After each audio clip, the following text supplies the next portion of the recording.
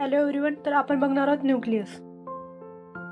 Okay, तर structure of the nucleus बघूया.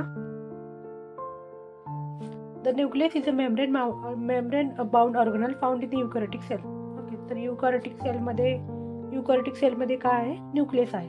Okay, it serves as the control of the centre of the cell and contain the most of the cell genetic material DNA. Okay, तर सगळ्यात पहिले जे आहे nucleus आहे. तर न्यूक्लियसच्या आतमध्ये काय आहे? DNA आहे. ओके, न्यूक्लियसच्या आतमध्ये काय आहे? DNA आहे. तर DNA इम्पॉर्टंट आहे. DNA काय करतो? जेनेटिक मटेरियल आहे ते. ओके, वन पॅरेंट टू चिल्ड्रनमध्ये जी जेनेटिक हेरिडिटी आहे तर ते DNA मधून केलं जातं. नेक्स्ट आहे न्यूक्लियर एन्व्हलप. न्यूक्लियर एन्व्हलपमध्ये double membrane bound the surrounding the nucleus separated it from the cytoplasm. Okay, तर न्यूक्लियर एन्व्हलप काय आहे की डबल मेम्ब्रेनपासून बनलेला आहे आणि सायटोप्लाझम आणि न्यूक्लियस. ओके, तर सायटोप्लाझम न्यूक्लियसमध्ये न्यूक्लियस आहे. ओके, म्हणजे फॉर एक्झाम्पल एक इमेज बघूया आपण.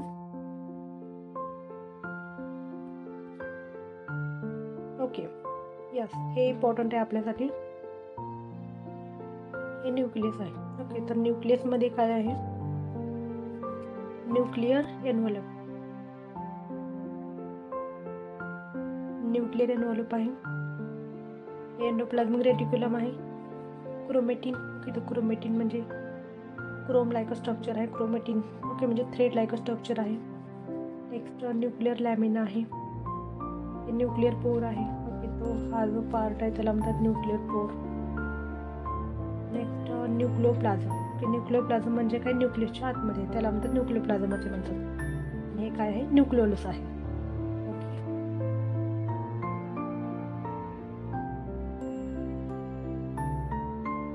ओके,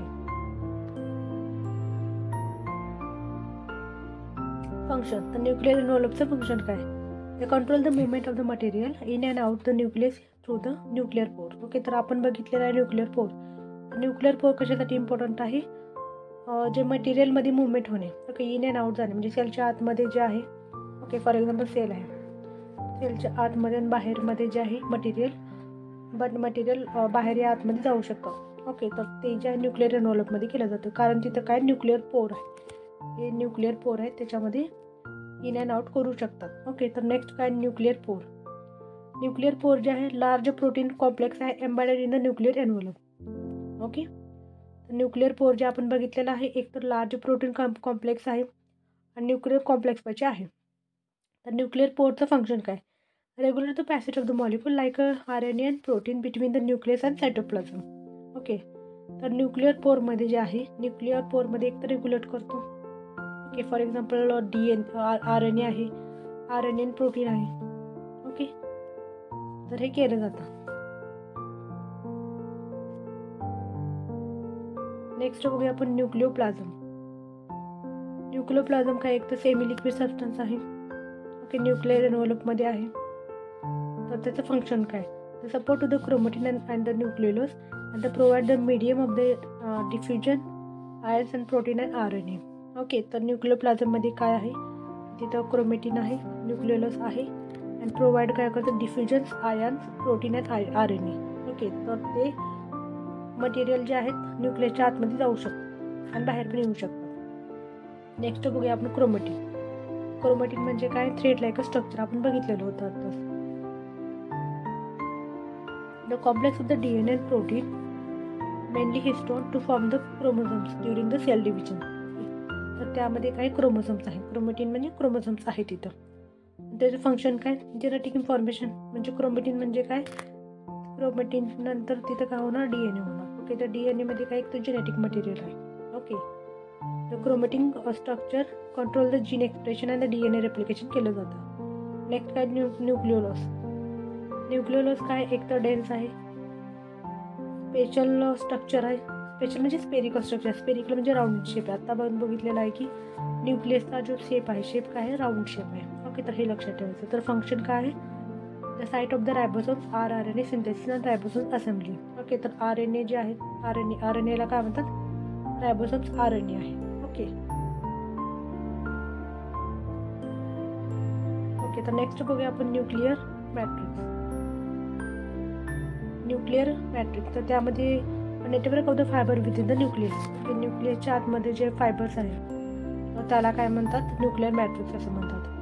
तर त्याचं फंक्शन काय, तर organise the chromatin and maintain the shape of the nucleus. Okay, तर न्यूक्लिअर मॅट्रिक्स काय आहे, एक तर त्याच्यामध्ये क्रोमॅटिन आहे आणि शेप ऑफ द न्यूक्लियस आहे.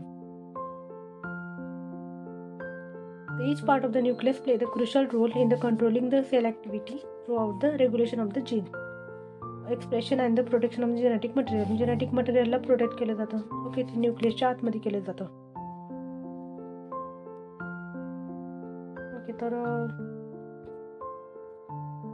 ओके तर लास्ट बघूया आपण हे function of the nucleus. Okay, आता स्ट्रक्चर झालं, आता काय बघूया आपण फंक्शन. न्यूक्लियसचं फंक्शन काय, एक तर genetic information storage.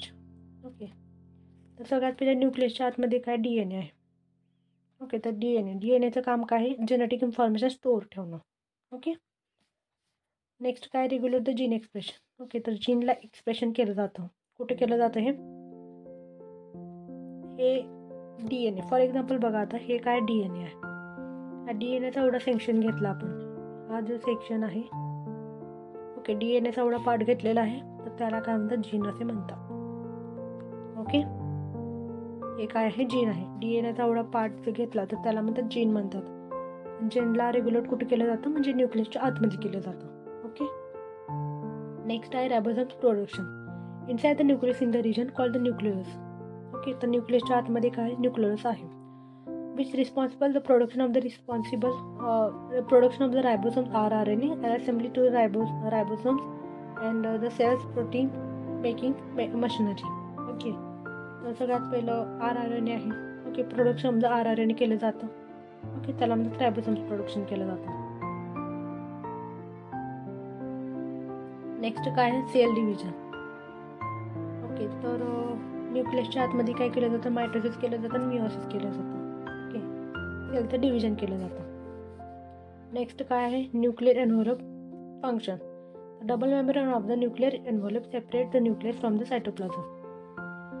Okay, nucleus आणि सायटोप्लाझम हे सेपरेट केलं जातं. नेक्स्ट काय, overall the nucleus ensure the proper function, reproduction and the survival of the cell, managing the genetic information, coordinate with the key cellular processes.